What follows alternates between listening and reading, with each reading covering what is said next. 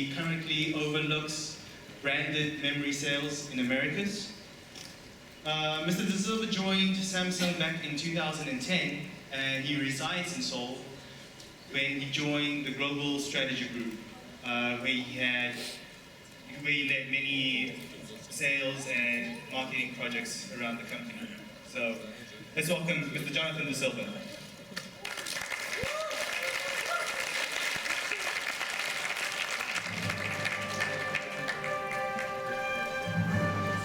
Hello everybody, and thank you so much. I wanted to start with a little bit more detail about myself, as I often get some questions. My family is from Hong Kong. My last name comes from Macau, and my accent comes from Vancouver, Canada, where I was born and raised. So I started my career there first as a consultant in strategy and operations, and as Do-Young mentioned, after that I went to London and I joined Samsung 3 years ago here in Korea. I started first of all in the Global Strategy Group, but very quickly I saw a growing team that was really starting to do some interesting things, and I had the privilege to be invited to join that team, and that's the branded memory team. So while our SSD business has had a longer history, our team is actually relatively young.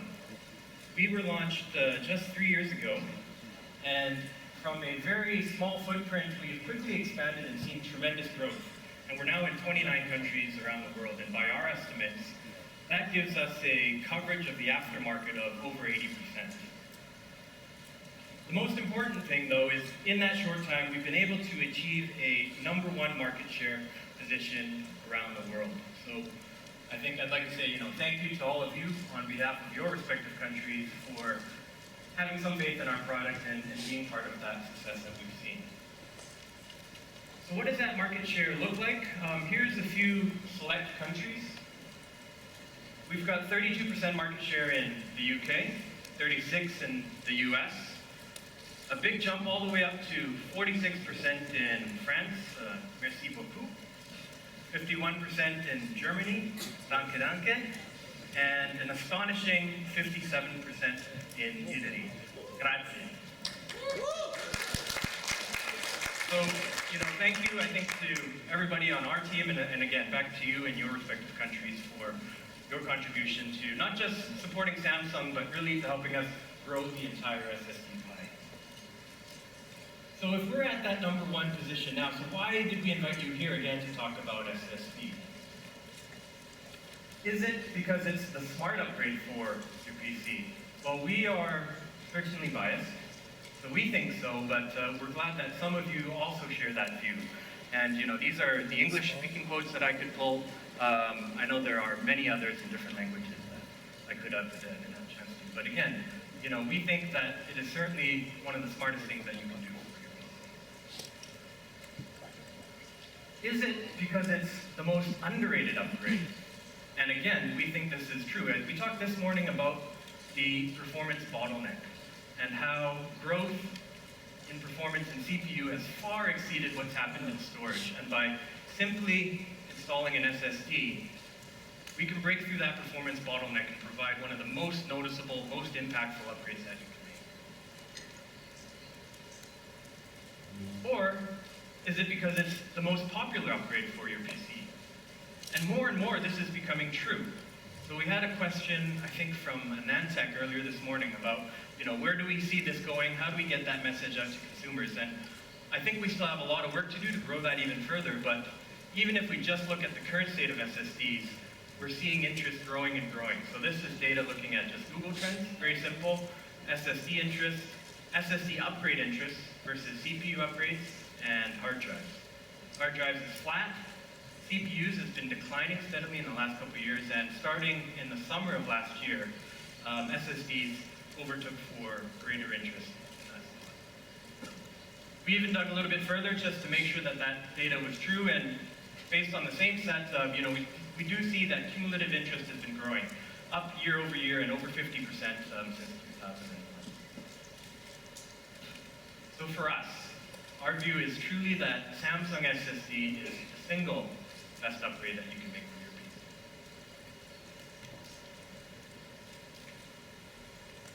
Now, what about that journey? You know, I think it's important to think about where we started, and again, this was 3 years ago.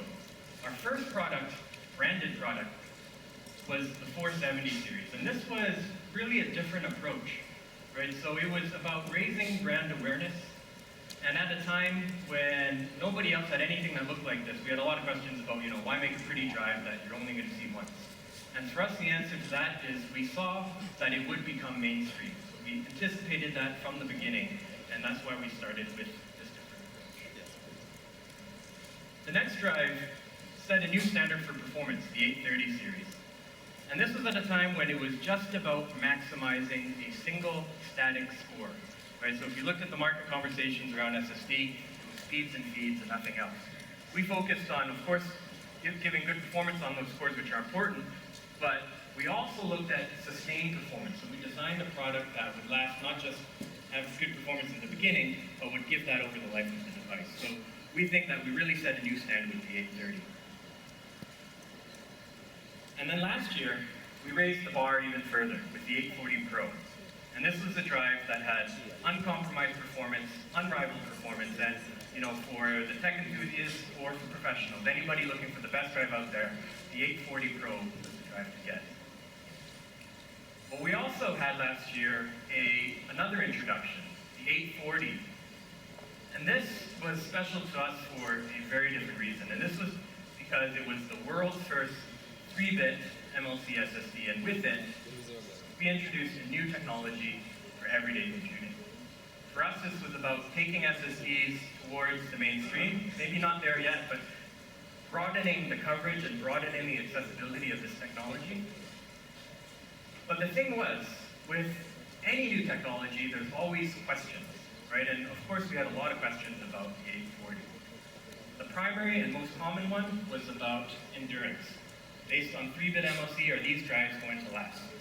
And of course, we did our own testing, but we even have one example here from Hardware Info. I think somebody's here if they're, thank you very much.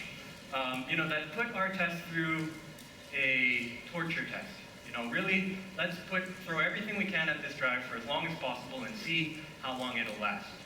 So during this period, and this is in terabytes and gigabytes instead of terabytes, but approximately the same, you know, we had over 880 terabytes written to the drive, which on a workload of 10 gigabytes per day accumulates over 200 years of lifespan. Yes, that's a theoretical number, but even if you are more aggressive, triple that workload, right, amplify it even further, you keep adding multiples, we still get decades and decades of endurance. So we know at its core, the technology. The most important test, however, is the market, what consumers think and whether they are willing to buy this product. And in the short time that we've been in the market, in the last, I think, 10 months, we sold over 2.5 million of the 840 SSD. And this is the 3-bit MLC version only.